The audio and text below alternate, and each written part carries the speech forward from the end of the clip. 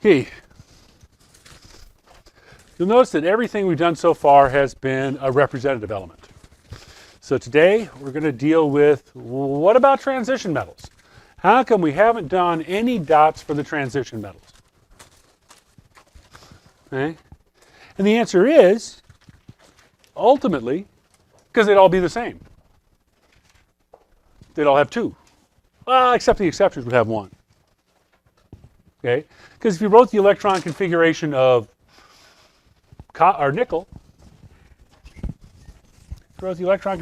nickel, number 28, you'd write argon,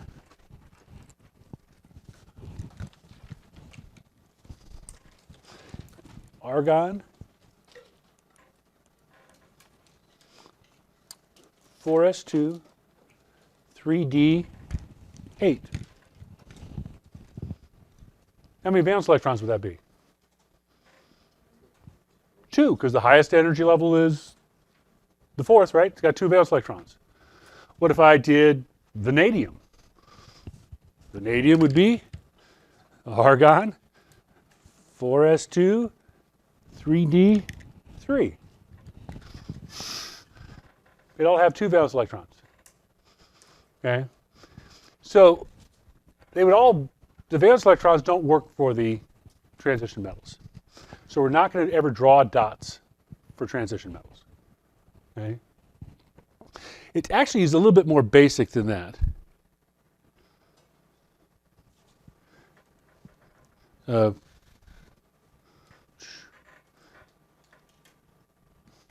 Okay. We know for sure they're going to form cations. How do we know they're going to form cations?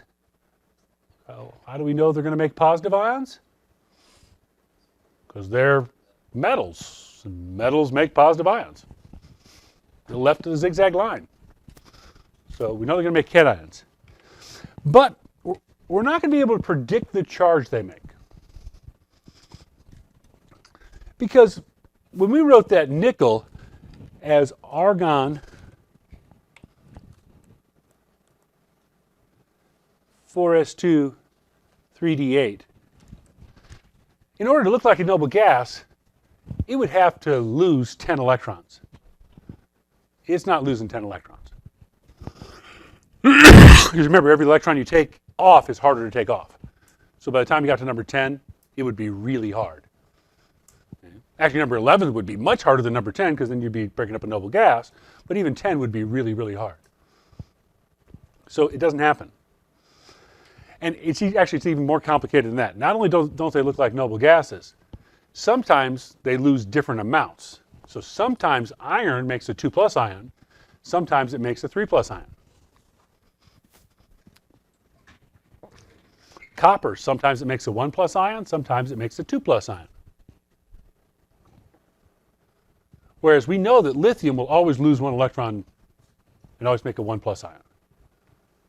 We know the alkaline earths will always lose 2 electrons and make a 2+ ion. But the transition metals, they don't always make the same ion. In fact, chromium can be a 2+ ion, a 3+ ion, a 4+ ion, or a 6+ ion. It loses different amounts. Okay. But none of them are going to have, they don't have to have noble gas configuration. Because nickel is not going to lose 10 electrons.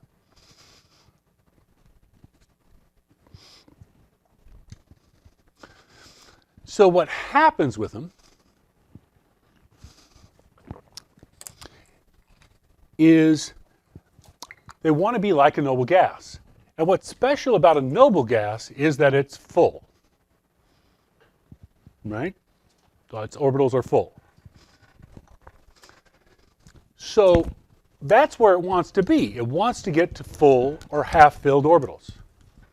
Because full and half-full are stable.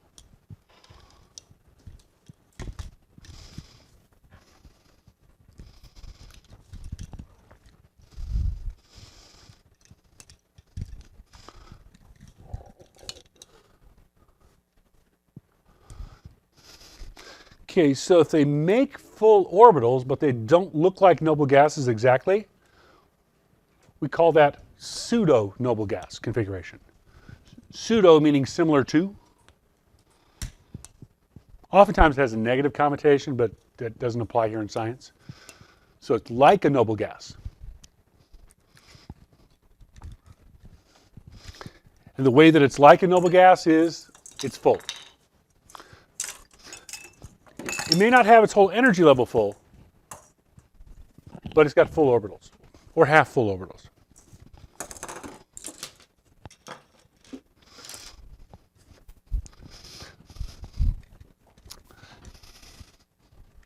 So pseudo means similar to or like.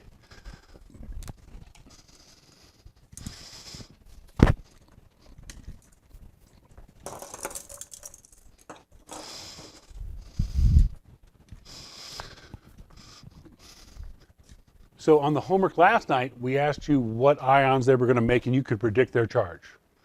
I will never ask you to predict what the charge of a transition metal is going to be, because there's no way for you to know, because oftentimes they make two. And maybe you picked the wrong one. Right? So I'm not going to ask you to predict what the charge is, but I am going to ask you to explain why it forms that charge. Which electrons leave so that it looks full or half full. So we're going back to electron configurations. So for example, zinc.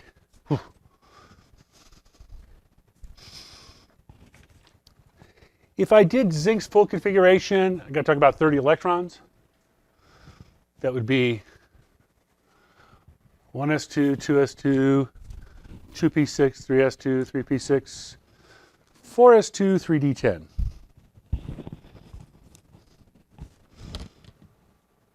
Or argon, 4s2, 3d10.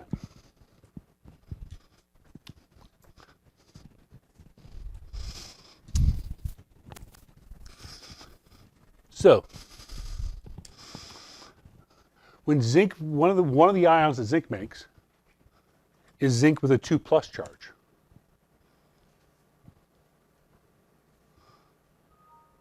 What would the electron configuration of the zinc 2+ ion be?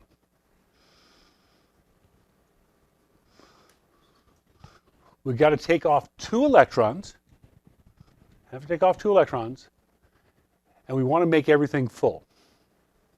So should I take the 2 electrons from D10? Should I take them from S2? If I take it from S2, I'm left with nothing. I'm left with only things that are full. I'm left with 3s2, 3p6, 3d10, or argon 3d10.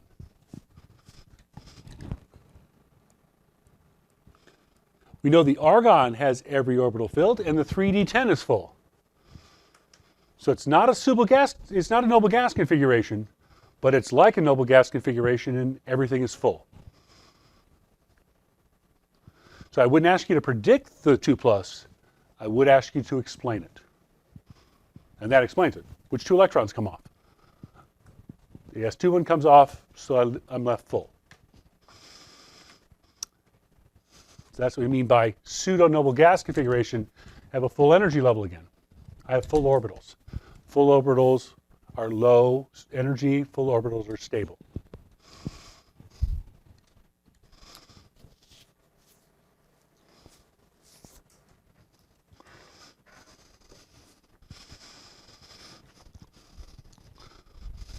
So we said iron sometimes made a 2+ and sometimes made a 3+. So here's iron's electron configuration. If you want to write it all the way out, but I'm lazy, I'm just going to do argon, 4s2, 3d6.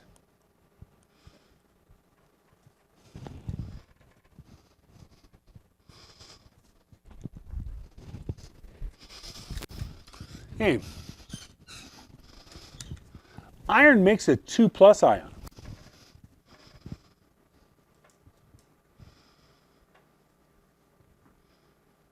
What is the configuration of the iron ion with the 2+ charge? We've got to take off 2 electrons. Last time I took 4s2. Does that solve my problem this time? No, because that's 3d6 isn't full, is it? What if I take the 2 away from 3d6? Does that solve the problem for me? No, it's d4. There's got to be a way. What if I take one from each? If I take one from each, that makes it S1, half full, and D5, half full. That's what it does, because half full is low energy. So it goes back to those full and half full or low energy ideas. Told you it was going to keep coming back. It's returned again. Full and half full or low energy. So I had to take two. They don't necessarily have to come out of the same orbital. But I need to end up full or half full. Sometimes iron makes a 3+ ion.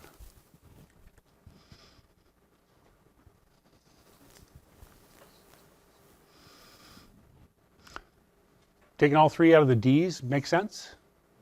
No. The best way to do it would be to do one D and two from the S, right? So I end up with argon 3D6, 3D5. Half full.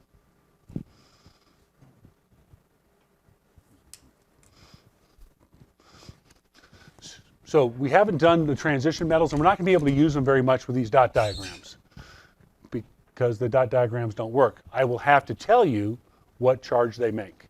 And I'm asking you to explain why they make that charge. And they make that charge so they can be full or half full. It sounds real complicated to start with, but it's not that bad. Try to take them off and see how you can make it full or half full.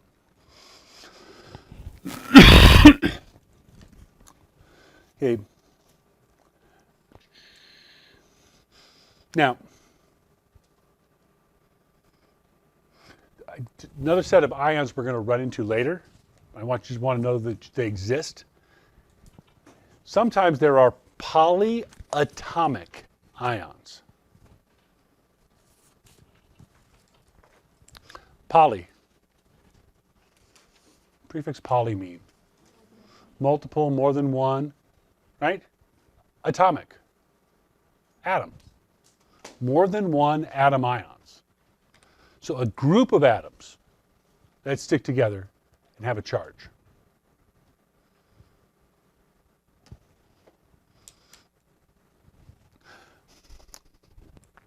We're not going to spend much time on them today, but I just want you to know there are whole groups of them. And there's a bunch of them out there. If you read an ingredients list, you'll see them all the time. One of the most common ones you used last year in biology, phosphate. The phosphate ion is a phosphorus with 4 oxygens hooked to it, and somewhere in there's 3 extra electrons. So those 5 atoms all together have 3 extra electrons in them someplace. So it's 1 phosphorus, 4 oxygens, and 3 extra electrons. Phosphate was the P in ATP and ADP. Right? Well, you like carbonated sodas? Well, the carbonate ion is CO3, 2 negative.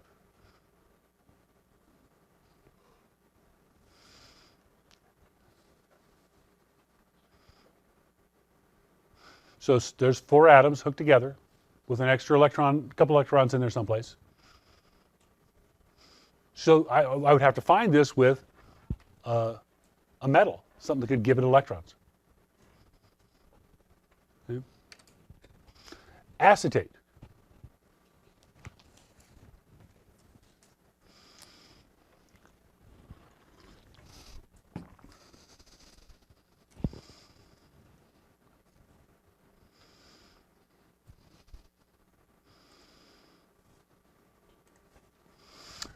How to recognize them? From the formulas, there's a bunch of letters rather than just one. But from the name, notice something about the names? H. So oftentimes they end in H or ite. So if you pick up a package, it'll tell you the name of that chemical. And if it ends in an H or an ite, it's a polyatomic ion. The stuff that's responsible for making your toothpaste foam. It's called lauryl sulfate. Lauryl sulfate is a polyatomic ion. It also has a bizarre impact of, not only does it make things foam, it turns off your sweet receptors. And that's why orange juice tastes lousy after you brush your teeth, because you don't taste any of the sweet. All you taste is the sour and the bitter. Okay? We put it in there so it foams. Side effect, it shuts down sweets. So it's not because your toothpaste is minty. You can eat a mint and drink orange juice. It's not the best combination, but you'll be able to taste the orange juice. It's not the mint, it's the lauryl sulfate. Okay? MSG, you walk into a Chinese restaurant, it says no MSG. MSG, monosodium glutamate. Glutamate is a polyatomic ion. And it's monosodium glutamate gives us a savory flavor, is what it was used for. Bizarrely, there's no reason for them to put a sign on the door, because a doctor wrote a letter to the New England Journal of Medicine just in passing and noticed that a few of his patients had shown that they were allergic to glutamate. And the press picked it up and blew it completely out of proportion, that people were dying because they were eating monosodium glutamate. We go back and look at the numbers. No, the number of people who are allergic is tiny. Okay? And they're ruining my Chinese food because I like monosodium glutamate. It's not that bad for you. But pick up a bottle. If it says 8 at the end of it, it's a polyatomic ion. So those are the kinds of ions we're going to run into. We've got the ones we can predict, the representative ones. We've got the ones we can't predict, the transition, but we can explain those. And we know that we're going to run into bigger polyatomic ions later down the list. So those are the kinds of ions we're going to have to work with. Okay? But before we move on to the next piece, I want to make sure we've got these pieces down.